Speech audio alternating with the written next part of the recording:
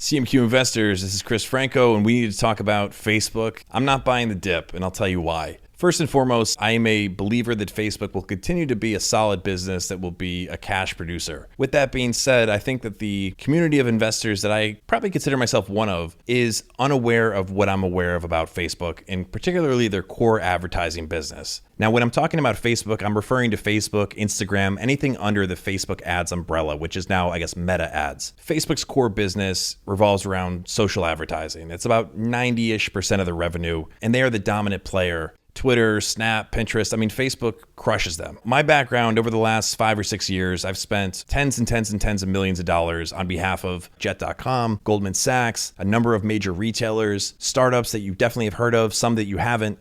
But my point is I'm really in this space, and I have been in this space, and I've watched it evolve.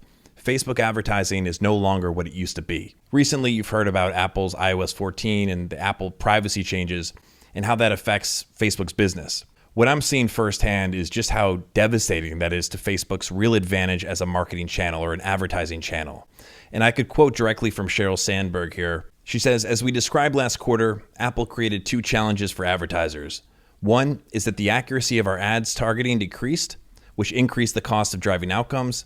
And the other is measuring those outcomes became more difficult. Let me speak to the measurability part. Facebook was able to deliver results that you can easily quantify. When you're looking from the perspective of someone who's, let's say they're the CMO or the VP of marketing for a major brand or a startup or any kind of brand, they are making capital allocation decisions. Someone who's allocating capital on behalf of a brand is trying to put their money where they're going to get the best return on that investment or the return on ad spend. Facebook not only has been able to deliver excellent results, but the measurability factor has been great. The trend in the last several years has been more and more money has gone to Facebook. A big part of my business was not only helping brands crack the code on Facebook, but then figuring out how can we scale on Facebook? How can we spend more money on Facebook? Not how can we diversify to Twitter and Snap? That platform is the best. It was the best.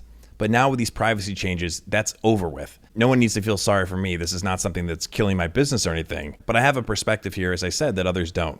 I've seen this channel pan out. I've seen it be incredible, and I'm watching it kind of fade a little bit here. So now brands have a more difficult time measuring, where exactly is the best place to put the spend.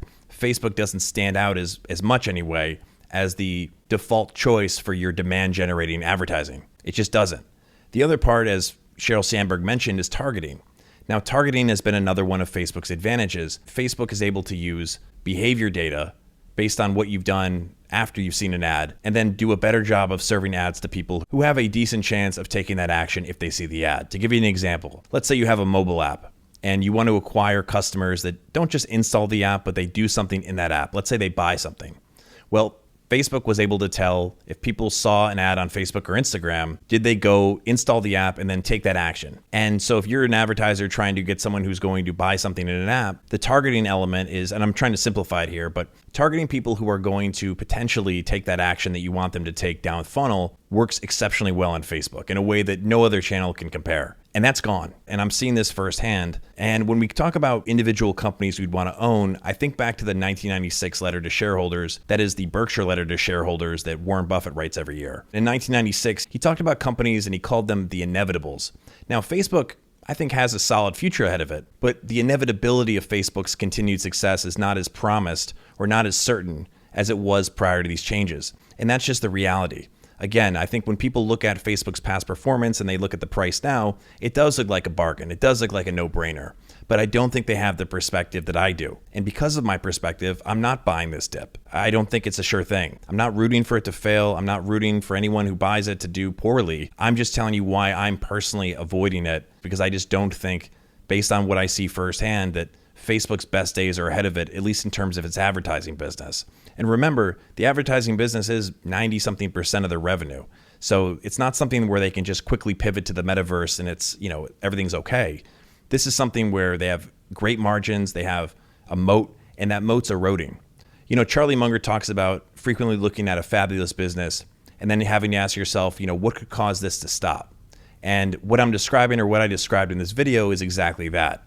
There are outside forces, meaning, advertising changes, privacy changes, policy changes that make Facebook's advantage disappear.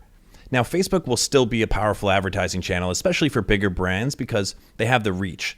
And reach is important. That's the same reason people buy Super Bowl ads.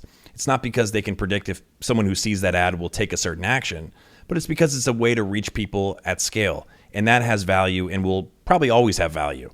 But for small businesses, which Facebook has largely depended on for their future growth, Facebook's a lot harder to justify now than it was, call it 2 years ago. That's just my perspective. I'm not really hearing a lot of people talk about this. A lot of people who I speak with on Twitter and who follow CMQ mentioned a video from Monish Pabrai, who was saying that he thinks Facebook at the current price could potentially, double in the next 2 or 3 years. And he could be right and I could be wrong. But I don't think many people in this space have the perspective I do. This is an area of core competence for me, and I have what Howard Marks would describe as second-level insight. Facebook, with these changes, it's forcing advertisers to diversify their marketing mix, and that means advertising dollars have to flow elsewhere. So that's bad for Facebook. That's bad for Facebook's core business. And I don't see many people realizing that or talking about that. And I'm just trying to provide that perspective because I think it's important for anyone who thinks that, Facebook is just on sale and it's going to be, an easy win for you. I think there's a lot more headwinds than people realize. And like I said, brands are being forced to spend money elsewhere that previously they would have poured into Facebook. Thank you for watching this video. I hope you got something from it. I hope it was useful to you. If you enjoyed it, please subscribe, give it a thumbs up, leave a comment. Once again, my name is Chris Franco. We'll talk soon. Later.